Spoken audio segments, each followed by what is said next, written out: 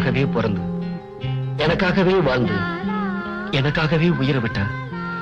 அவ இல்லாம அந்த ஊருக்குள்ள என்னால இருக்கவே முடியல. எதை பார்த்தாலும் அவ ஞாபகம் வந்துகிட்டே இருக்குது. ஒரு டம்ளர் தண்ணி இல்லாதனால அவ செத்தா.